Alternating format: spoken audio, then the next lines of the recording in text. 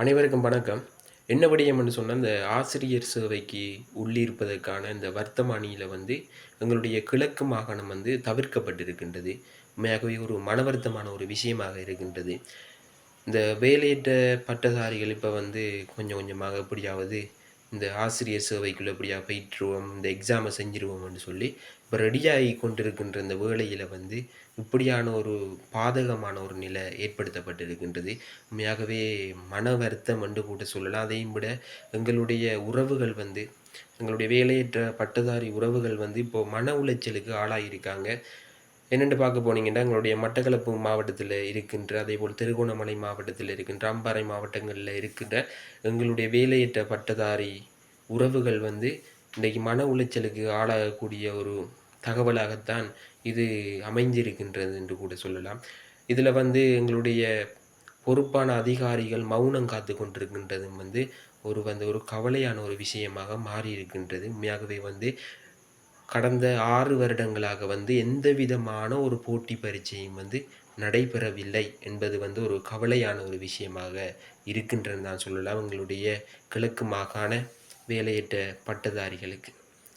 இந்த 6 வருடங்களாக எத்தனையோ கனவுகள், எத்தனையோ குறிக்கோள்கள், நல்ல ஒரு வேலை எடுக்கணும், நல்ல ஒரு ஆசிரியர் சேவைக்குள்ள போகணும் நாமளும் என்று சொல்லி எல்லாம் கனவு கண்ட காலங்கள் இன்றைக்கு அது கைகூடி வரக்குள்ள இவ்வாறான ஒரு நிலைமை உண்மையாகவே கவலையாக இருக்கின்றது. இன்றைக்கு பார்க்க போனீங்கன்னா அதிகமான எங்களுடைய உறவுகள் மன உளைச்சலுக்கு ஆளாயிருக்காங்க நான் சொல்லலாம். ஏனெண்டா ஏனைய மாகாணங்கள் இந்த போட்டி பரீட்சைக்கு தயாராகி கொண்டிருக்கிற ஆசிரியர் நியமனங்களை பெற்றுக்கொள்வதற்காக தயாராகி கொண்டிருக்கின்ற இந்த வேளையில் எங்களுடைய கிழக்கு மாகாணம் மட்டும் தவிர்க்கப்பட்டிருக்கின்றது. உண்மையாகவே கவலையாக இருக்கின்றது. சம்பந்தப்பட்ட அதிகாரிகளை உங்கள் கவனத்துக்காக இந்த காணொளியை நான் பதிவு செய்கிறேன். தயவு செய்து எங்களுடைய வேலையற்ற பட்டதாரிகளுக்கு தயவு செய்து இந்த போட்டி பரீட்சைக்கான அந்த நியமனத்தை தயவு செய்து உரிய அதிகாரிகளுடன் கதைச்சி பெற்றுத்தாங்க. உண்மையாகவே இது எங்களுடைய குறிக்கோள், அதே போல் எங்களுடைய கனவு என்று கூட சொல்லலாம். இந்த பரீட்சை மூலமாக எழுதி நாங்கள் ஒரு சிறந்த ஆசிரியராக வர வேண்டும் என்ற ஒரு மிகப்பெரிய ஒரு கனவு. அதே போல் எத்தனையோ இளைஞர் யுவதிகள் இன்னமும் தங்களுடைய எதிர்கால வாழ்க்கைக்கு ஒரு சிறந்த வேலையை அமைச்சு கொண்டு அவங்களுடைய எதிர்கால வாழ்க்கையை கனவு கண்டு கொண்டிருக்காங்க. அதை கருத்தில் கொள்ளுங்க. நிறைய பேருக்கு என்ன சொல்கிற ஜீரணிக்க முடியாத ஒரு தன்மையில் தான் இந்த நியூஸ் தகவல் உண்மையிலேயே அமைஞ்சிருக்கு. தயவு செய்து கவனத்தில் கொள்ளுங்க உரிய அதிகாரிகளே.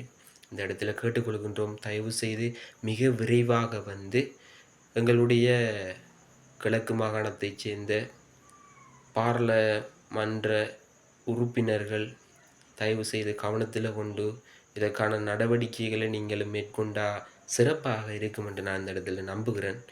அதே போல் உரிய அதிகாரிகள் கவனத்தில் கொண்டு எங்கெல்லாம் பேச முடியுமோ தயவு செய்து பேசி இதற்கான இந்த போட்டி பரீட்சைக்கான இந்த நியமனத்தை பெற்றுத்தரும்படி அன்போடு கூட இந்த இடத்தில் நாங்கள் வேண்டி நிற்கின்றோம்.